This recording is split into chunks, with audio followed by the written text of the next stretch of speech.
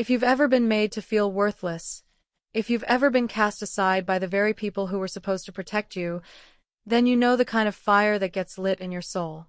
It's a cold fire, one that doesn't burn out. Stick around, and I'll tell you how I used that fire to burn an entire empire to the ground. And if this story resonates with that fighter inside of you, do me a favor, hit that like button, subscribe, and ring the bell. Because sometimes, the best stories aren't about heroes. They're about survivors. The last thing I ever felt from my father's hand wasn't a comforting touch or a proud pat on the back. It was the cold, unyielding brass of the front doorknob as he sealed the world behind me. I was 16 years old, and my life was ending just as it was supposed to begin. His voice, a low rumble that always sounded like distant thunder, had just delivered the final verdict.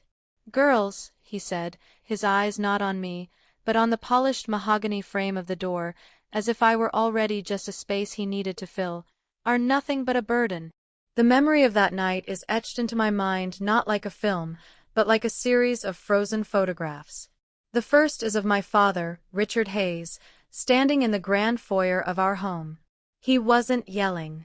Yelling would have implied passion, some kind of emotional investment.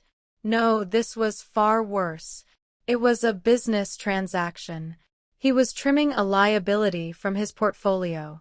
His suit was, as always, impeccably tailored, a dark gray wool that seemed to absorb the light in the room. The scent of his cigar, a ridiculously expensive Cuban he smoked only on special occasions or when closing a deal, clung to the air like a shroud. He had just closed the deal of a lifetime, the disposal of his only daughter. The second photograph is of my mother, Eleanor. She stood a few feet behind him, a porcelain doll placed perfectly in the background. Her hands were clasped at her waist, her diamond wedding ring catching the light from the crystal chandelier above. She wore a silk blouse the color of champagne, and her expression was one of practiced neutrality. She didn't look at me. She looked at a point on the wall just over my shoulder, as if studying a fascinating crack in the plaster. Her silence was a physical thing, a heavy blanket that smothered my pleas before they could even form in my throat. It wasn't just agreement with my father, it was complicity.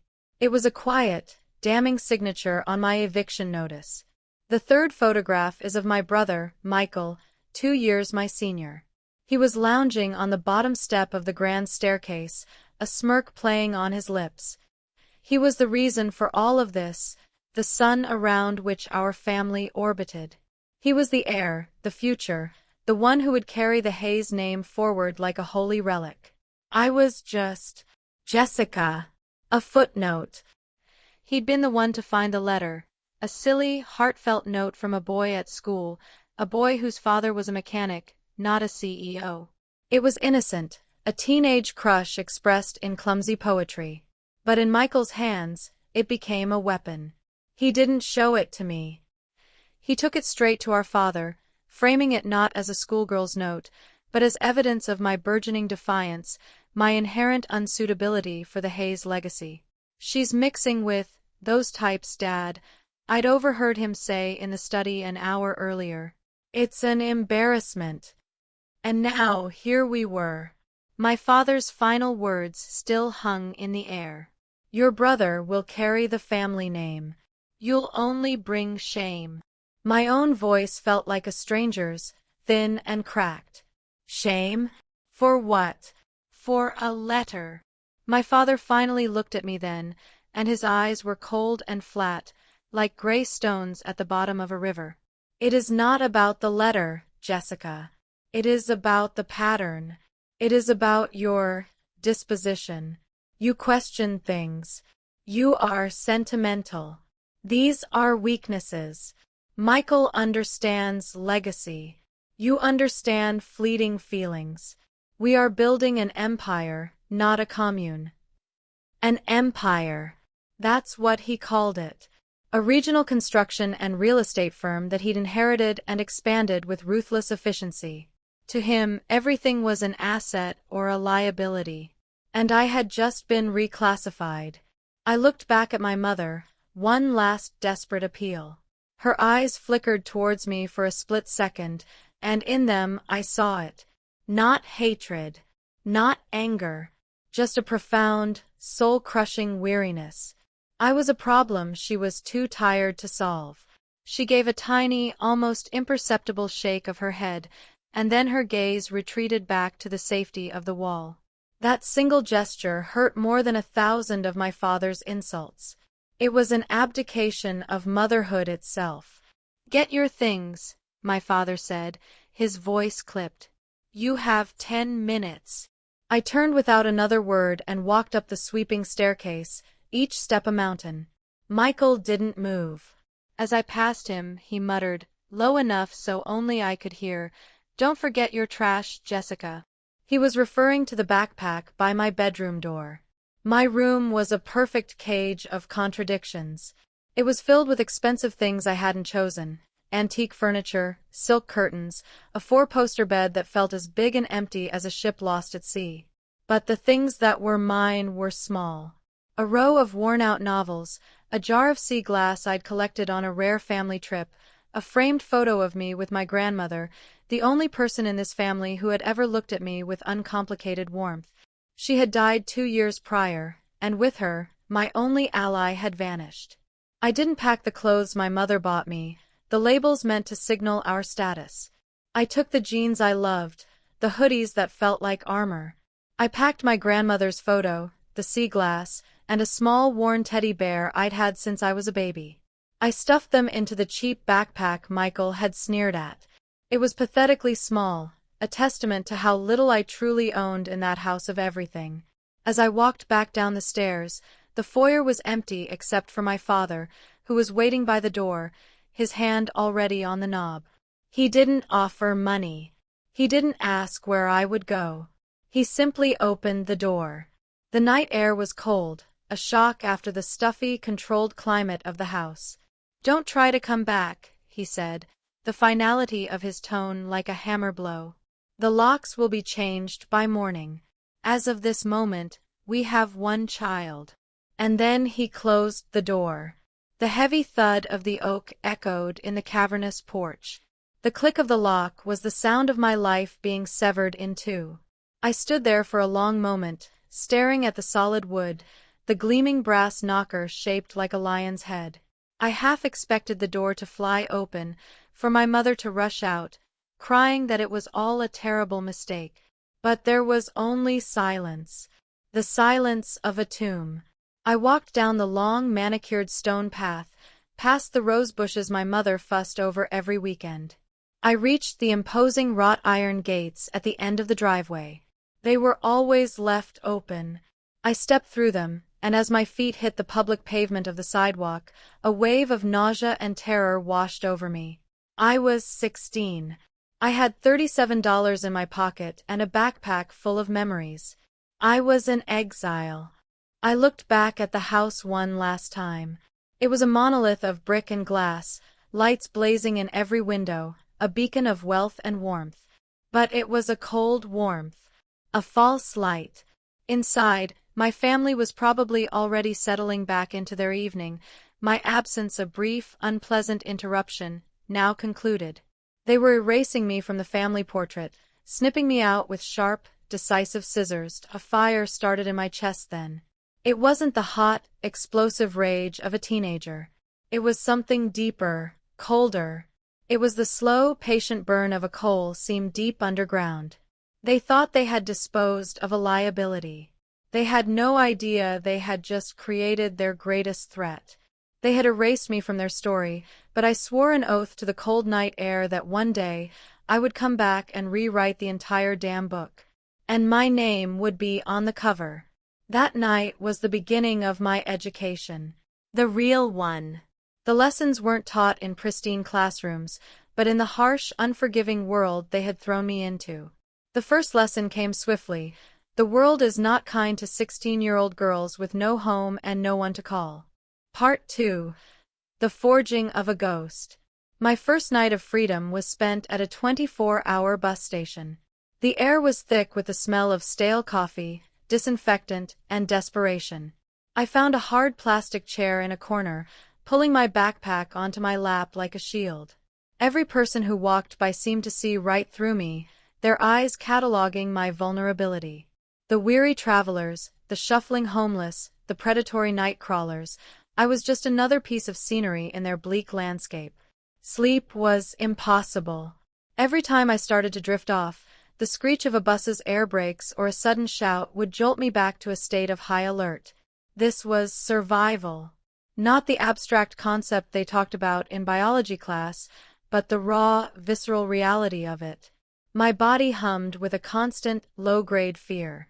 My stomach ached with a hunger that was as much for safety as it was for food.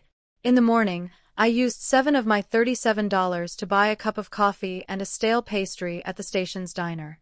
The coffee was bitter, but it was hot, and I held the flimsy cup with both hands, trying to absorb its warmth. I watched the city wake up through the greasy window, a sprawling, indifferent monster of concrete and steel. I had to learn its rules, and fast. For the next few years, I lived a life of quiet desperation. I learned which public libraries didn't kick out people for lingering too long and which soup kitchens offered a meal without a sermon. I worked a series of under-the-table jobs that paid in cash at the end of a grueling day. I washed dishes in the back of a greasy spoon diner, my hands perpetually raw and smelling of bleach. I cleaned motel rooms, scrubbing away the grim evidence of other people's transient lives.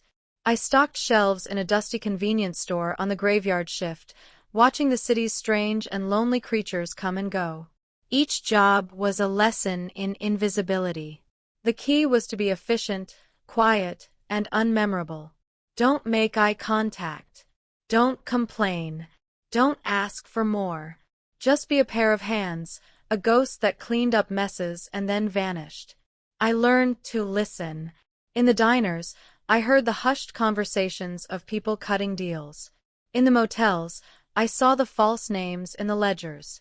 On the streets, I learned to read the subtle shifts in a person's posture, to know who was a threat and who was just broken. I was a shadow, absorbing information, filing it away. I bounced from one precarious living situation to another. For a while, I slept on the couch of a girl named Maria, a waitress from the diner. Her apartment was tiny and always smelled of garlic and cigarettes, but it was safe. Then her boyfriend moved in, and there was no more room for me. I spent a few weeks in a women's shelter, a place overflowing with stories far more tragic than my own. I learned humility there. I learned that my pain wasn't unique, which was both comforting and terrifying. There were nights, more than I care to admit, when the street was my only option. I found a sheltered alcove behind a bakery that would sometimes emit a warm, yeasty smell around 4 a.m.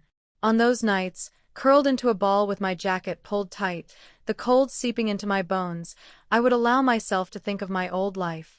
I'd picture the thick down comforter on my four-poster bed. I'd remember the scent of my mother's perfume. I'd hear the sound of my father's booming laugh when a business deal went his way.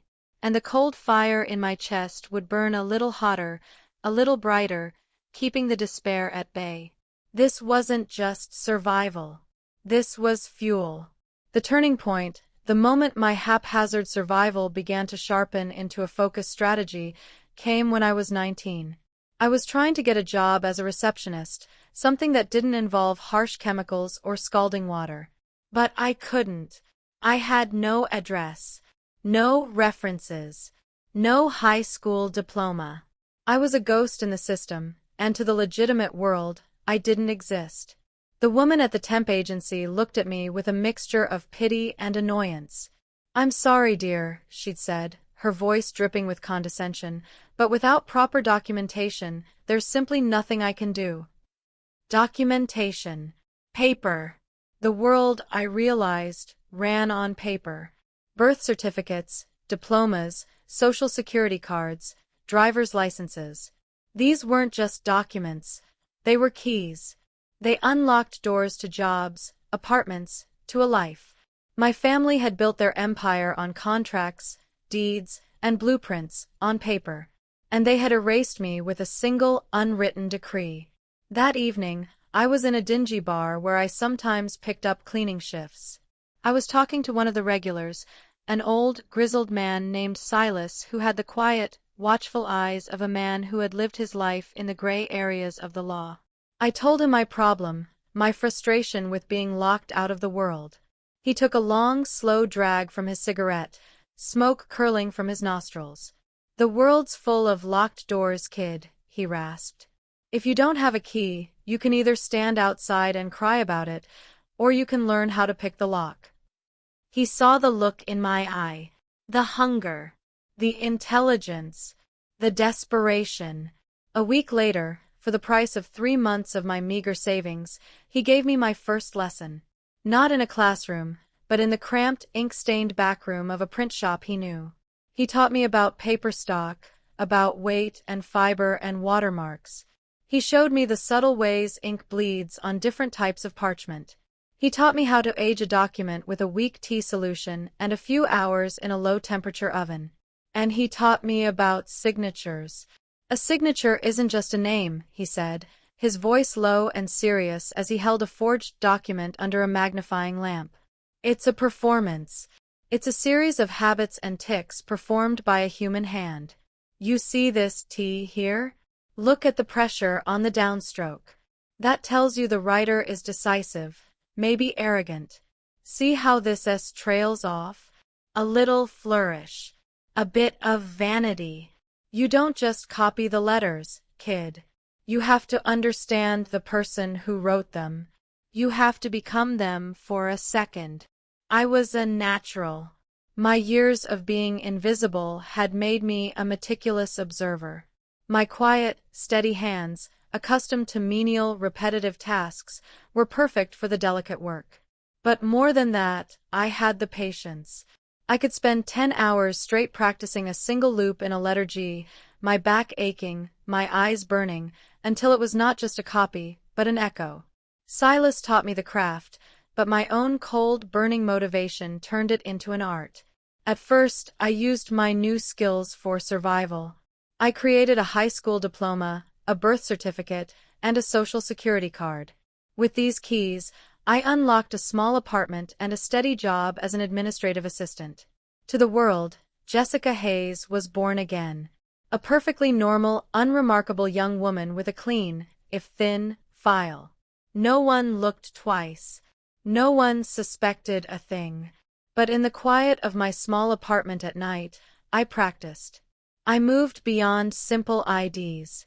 I learned to replicate letterheads from major corporations. I studied the font and language of legal documents. I learned about notary seals and embossing.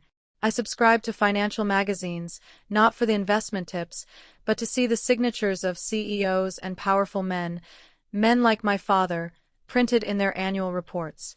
I collected them. I studied them. I deconstructed them. Every now and then, my past would find a way to break through my carefully constructed new life. One day, I was browsing a magazine in a bookstore when I saw them. It was a glossy feature on the city's philanthropic elite. There they were, Richard, Eleanor, and Michael Hayes, smiling at a charity gala. My father looked powerful, regal. My mother was the picture of elegance, a strained but perfect smile on her face. And Michael looked soft and self-satisfied, standing in the shadow of our father, wearing a suit that was too expensive for him to have earned. The caption read, "The Hayes Family, Building a Legacy for Our City." I had to put the magazine down because my hands were shaking so badly. The rage was so sudden, so intense, it was like a physical blow. I rushed out of the store, gasping for air on the crowded sidewalk. Legacy. They were building a legacy on my erasure, on the lie that they had only one child. That night, I did something foolish. Fueled by a bottle of cheap wine and a wave of raw grief, I wrote a letter. I poured 13 years of pain and anger onto a single sheet of paper. I sent it to the family home, not expecting a reply, but just needing to scream into the void. A week later, a reply came. Not from them, but from their family lawyer. It was a single, sterile sheet of high-quality paper. It said, "Ms. Hayes, be advised that any further attempts to contact Mr. and Mrs. Richard Hayes or their son, Mr. Michael Hayes, will be viewed as harassment. A restraining order will be sought. We trust you will consider this matter closed. Ms. Hayes. So formal. So final. It was clear they hadn't even read my letter. They had simply passed it to their legal department, like any other piece of annoying business. I wasn't a person to them. I was a potential lawsuit, a nuisance to be managed. I stared at that letter for hours. The lawyer's signature at the bottom was a confident, arrogant scrawl. Arthur Abernathy. I remembered him. A stout man with a wheezing laugh who always came for dinner around Christmas.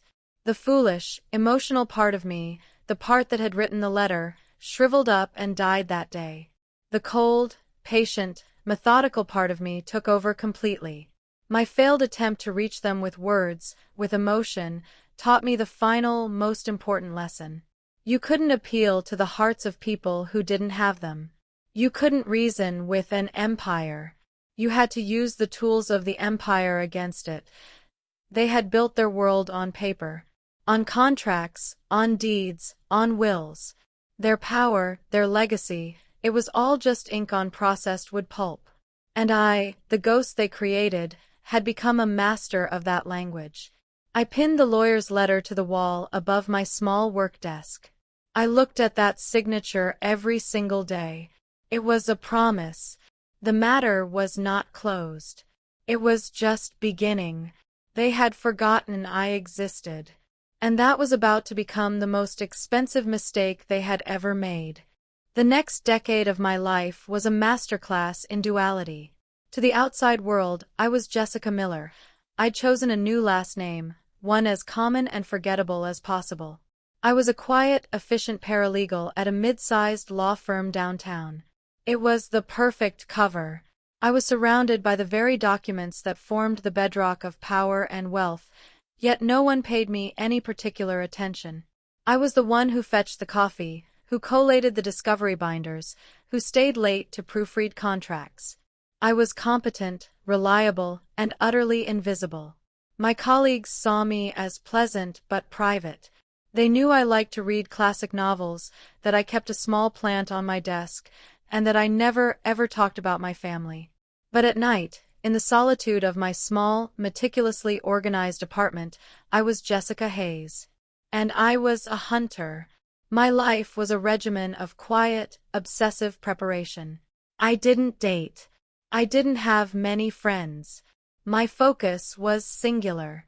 I invested the money for my paralegal job wisely, living frugally and building a small but significant nest egg. This wasn't about getting rich.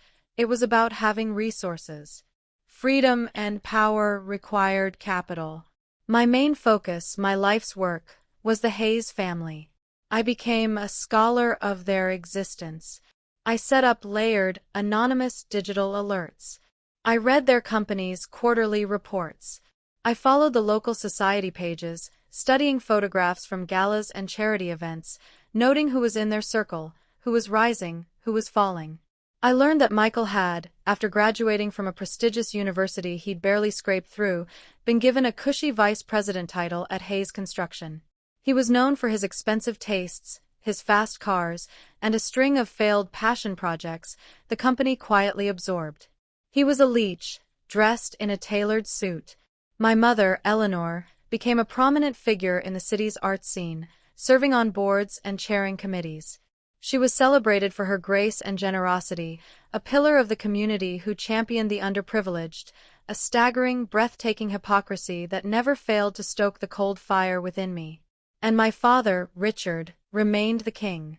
His empire grew. He was ruthless, respected, and feared. My key to their world remained the name on the letter that was still pinned to my wall, Arthur Abernathy. He was their consigliere, the keeper of their secrets, the architect of their legal fortress. He was my target. I began by studying him with the same obsessive detail I applied to a signature. I learned where he ate lunch every Tuesday and Thursday, a quiet Italian place near his office. I learned he was a widower, his wife having passed away 5 years ago. I learned from his firm's website that he was an alumnus of the same university I'd seen in his handwriting style. He favored the classical, slightly archaic letter formations they taught in the 1970s. I also learned he was a creature of habit, a man who found comfort in routine. My approach had to be flawless. For 6 months, I did nothing but observe. Then, I made my move. It was a rainy Tuesday. I went to his restaurant, taking a small table near his usual spot. I brought a book with me, a worn copy of The Count of Monte Cristo. When he sat down, I didn't look up. I waited. Halfway through his meal, I accidentally knocked my book to the floor. As I bent to pick it up, I made sure the cover was visible to him. He cleared his throat. "An excellent choice," he said, his voice a familiar, wheezing rumble. "Dumas is a master of the long game." I looked up, feigning mild surprise. "Oh, I'm sorry, I didn't mean to disturb you." "Yes, he is. I'm rereading it. I find something new in it every time." "A story about patience and meticulous planning," he said, a small, lonely smile on his face. "Qualities in short supply these days." That was the opening. For the next year, I cultivated Arthur Abernathy. I became a familiar face at his lunchtime spot. We would nod, then exchange pleasantries, then have short conversations. I never pushed. I was just the quiet, polite young woman who shared his taste in classic literature. I learned about his late wife, his estranged son who lived across the country, his loneliness that was palpable beneath his blustery, professional exterior. I became the daughter he wished he had. I listened. I asked about his cases, feigning a layman's curiosity. I brought him a small, thoughtful gift for his birthday, a rare, first-edition poetry book I'd stumbled upon. I was playing the longest of long games, and I was winning. The day finally came when he invited me to his office on a Saturday. He was working on a pro bono case for a historical society and was buried in archives. "You have such a clear, organized mind, Jessica," he'd said over lunch. "I'd be eternally grateful if you'd lend me your eyes for a few hours. My old ones are failing me." His office was a sanctuary of old money and secrets. The air smelled of leather, old paper, and lemon polish. It was the same smell I remembered from my father's study. For a moment, my composure wavered, the ghost of a 16-year-old girl trembling inside me. I pushed it down. I was a surgeon now, and this was my operating theater. While he was on a long, wheezing phone call, I made my move. My heart was a cold, hard stone in my chest. "Arthur," I said, my voice perfectly calm, "I'm just going to organize this stack of files on the credenza. They look like they're about to collapse." "Bless you, my dear," he mumbled into the phone, waving me on. There it was. A file cabinet labeled, Hayes, R. Private Estate. It wasn't even locked. He trusted me. The arrogance of these men was their greatest vulnerability. My hands, encased in thin latex gloves I'd put on in the restroom moments before, moved with practiced speed. I found the file. I didn't take it. That would be too risky. Instead, I used a tiny, high-resolution digital camera, the size of a pen, to photograph every single page of Richard Hayes's last will and testament. I also photographed other documents in the file, deeds, stock certificates, anything with his signature on it. I needed as many samples as possible. The most difficult moment was when Abernathy ended his call. I was just sliding the file back into the drawer. The click of the receiver being placed back in its cradle was like a gunshot. I straightened up, my back to him, and took a steadying breath before turning around with a placid smile. "All sorted," I said. "You really should let me help you digitize some of this one day." He beamed at me, oblivious. "What would I do without you, Jessica?" That night, I didn't sleep. I projected the images of the will onto my apartment wall. It was brutally simple, just as I'd expected. A few minor charitable donations, a trust for my mother's lifelong comfort, and the rest, the company, the properties, the stocks and bonds, the entire nine-figure empire, went to my beloved son, Michael Hayes. My name was nowhere. There wasn't even a clause explicitly disinheriting me. I was simply not there. I had been so thoroughly erased that it wasn't even necessary to mention me. Then I turned to the signature. Richard Hayes. I had studied it from magazines for years, but this was the real thing. I saw the arrogant upward slant, the heavy pressure on the capital R, a stake driven into the ground. The way the D in Richard was sharp, an angle, not a loop. The final S in Hayes was a dismissive, almost illegible flick of the pen. It was the signature of a man who never doubted himself, a man who signed checks and contracts and death sentences with the same unwavering hand. My work began in earnest. For months I lived and breathed that signature. I bought the same brand of expensive fountain pen he used. I had a specialty shop mix a batch of ink to the exact shade of dark blue. I filled notebook after notebook with his name, practicing not just the look, but the rhythm, the speed, the very feel of his hand moving across the page. I wasn't just forging a signature, I was performing a psychological autopsy. I channeled all my rage, all my years of pain, into the nib of that pen. I wrote his name until my hand cramped, and then I wrote it 1,000 more times. I drafted the new will on identical paper stock I'd sourced through a discreet online supplier. The wording was perfect, a mirror of the original's legalese, drafted by my own expert paralegal hand. But I made one devastating change, and the remainder, including all shares in Hayes Construction, all real estate holdings, and all personal accounts, I leave in its entirety to my beloved daughter, Jessica Hayes. I even added a touch of cruel poetry, a line I imagined he might write if he ever felt a flicker of remorse, a line that would make the forgery seem even more authentic. May she find it in her heart to forgive an old man's pride. The final step was the swap. It was the most dangerous part of the entire plan. I needed another excuse to be in Abernathy's office, alone, with the file. The opportunity came 2 months later. I got a call. It wasn't from Abernathy. It was from a discreet source I had cultivated, a nurse at the private hospital favored by the city's elite. Richard Hayes had been admitted. A severe stroke. The doctors weren't optimistic. The clock was ticking. I called Abernathy, my voice thick with practiced concern. Arthur, I was just reading about a new biography of Churchill you might like. I'm near your office. Could I drop it by? Jessica, my dear, of course, he said, his voice strained. He sounded distracted, worried. The news about his most important client was clearly weighing on him. When I arrived, his office was in quiet chaos. He was on the phone, papers strewn across his desk. It was the perfect storm. I placed the book on his desk. Arthur, you look overwhelmed. Please, let me help. I can file that stack for you while you finish your call. He just nodded, waving a dismissive hand at the pile, his attention focused on the voice in his ear. The Hayes file was right on top. My heart hammered against my ribs, a wild bird trapped in a cage. My hands, however, were rock steady. I picked up the stack, turned my back to him, and walked to the filing cabinet.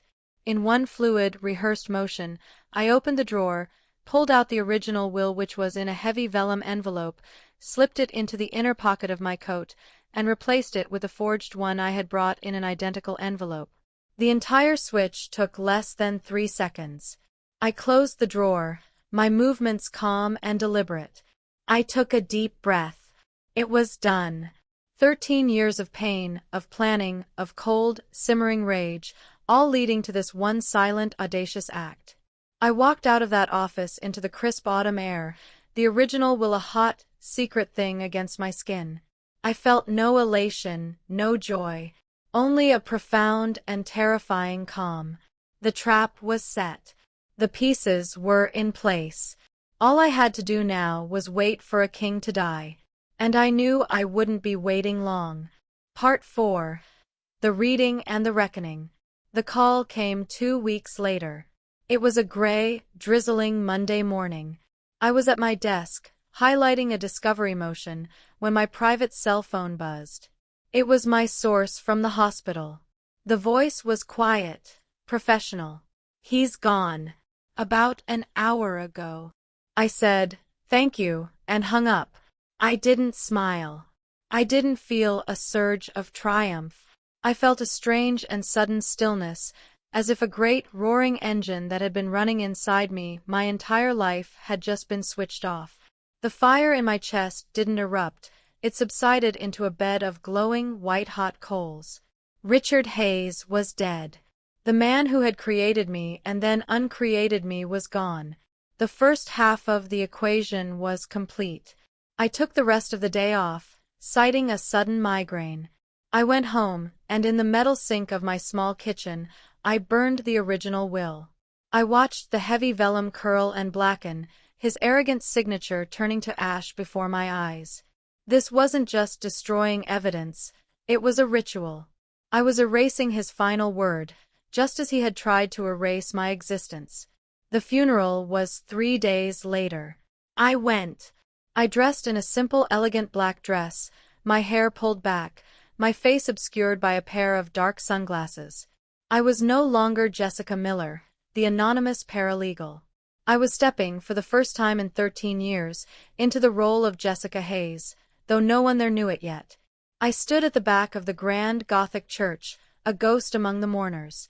I watched my family in the front pew. My mother, Eleanor, was the perfect grieving widow.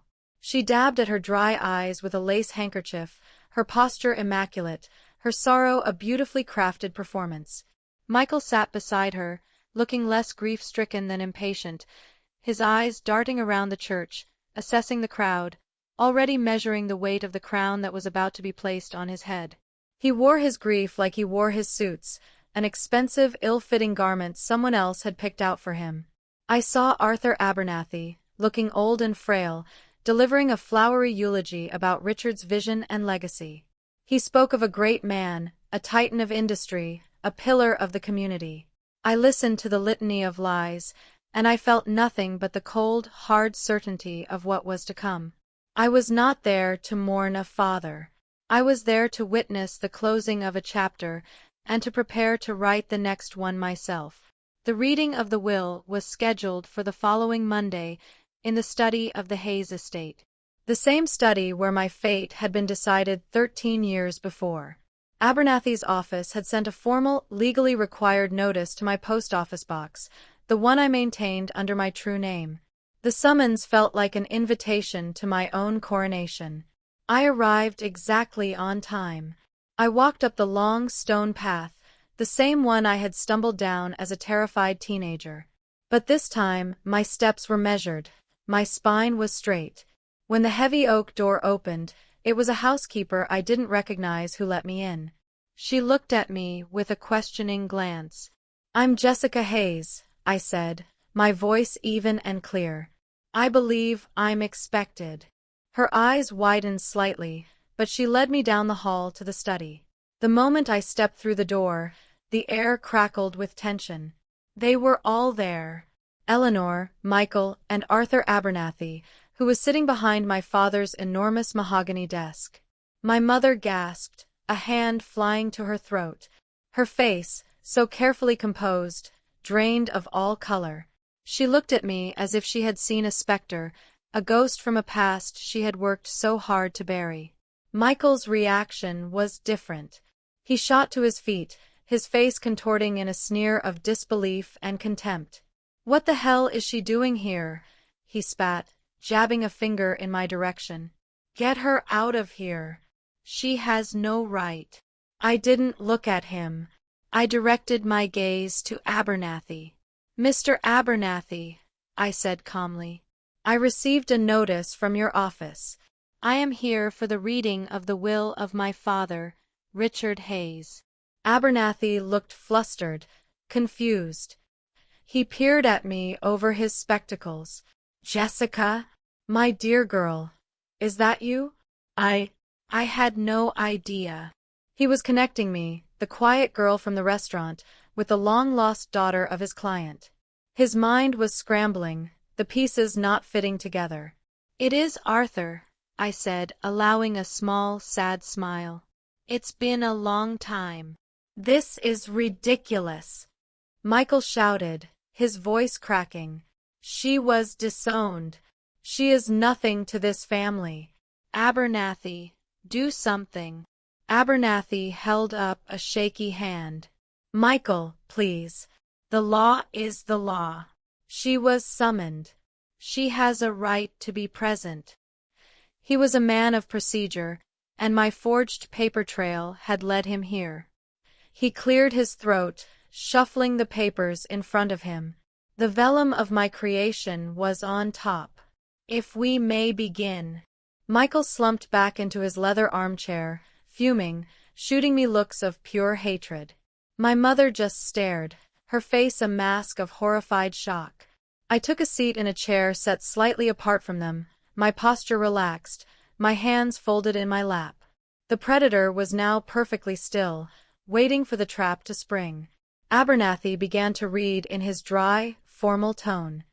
He went through the minor bequests, the donations to the art museum, the small sums for distant relatives. Then he got to the trust for my mother.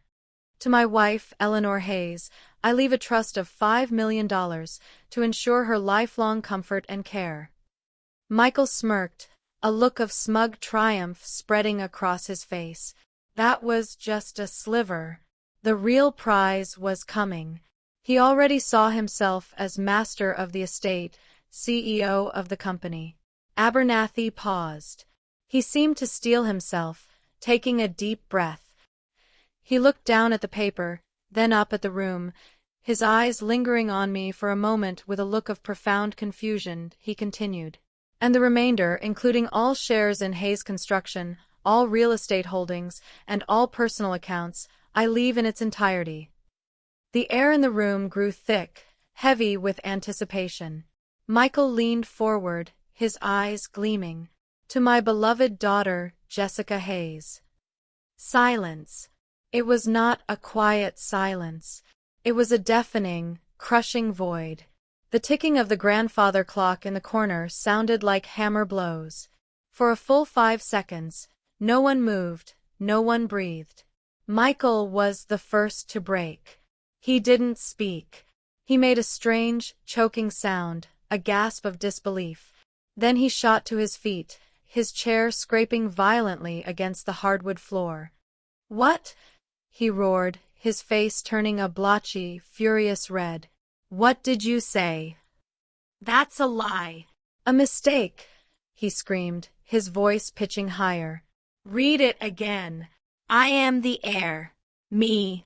Abernathy, looking pale and shaken, shook his head slowly. "Michael, I am only reading what is written. It is all here, in his handwriting. Irrefutable." He held up the document. Michael lunged for the desk, grabbing for the will. "Let me see that." I stood up then, my movements slow and deliberate, and I finally spoke, my voice cutting through his tantrum like a shard of ice. "Surprised to see me?" They all turned to look at me. The ghost was finally speaking. "You shouldn't be," I continued, my voice soft but carrying to every corner of the silent room. "You forgot I existed." "I didn't. For 13 years, every single day, I remembered." My mother finally found her voice.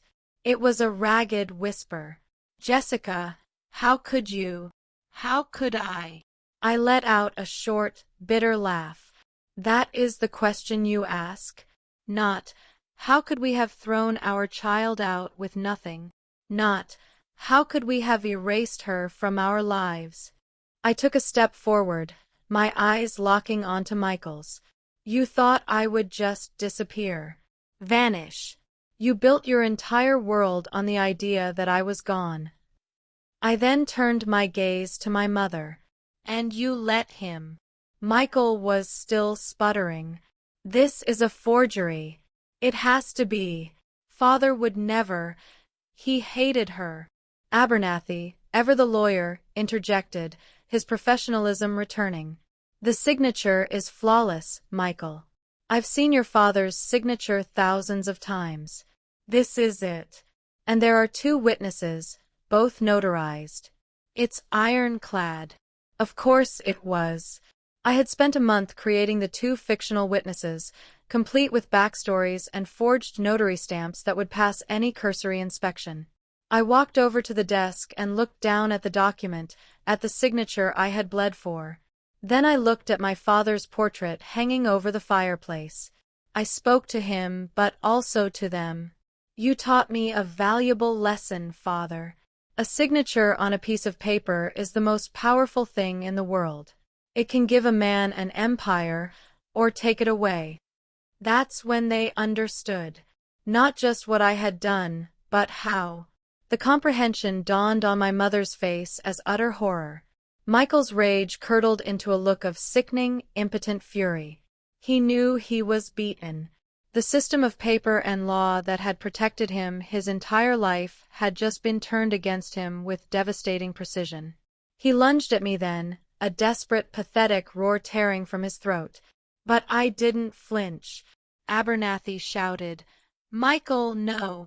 A security guard I had hired, anticipating this very possibility and waiting in the hall, stepped in immediately, catching my brother's arms and restraining him easily. I watched Michael struggle, a spoiled child denied his inheritance, and I felt nothing. No pity, no satisfaction, just a quiet finality. I turned to Abernathy. I will be changing the locks this afternoon. My security team will escort Mrs. Hayes and Mr. Hayes from the property. They will be allowed to take their personal belongings and nothing more. Is that understood? Abernathy, looking 100 years old, just nodded numbly. The game was over.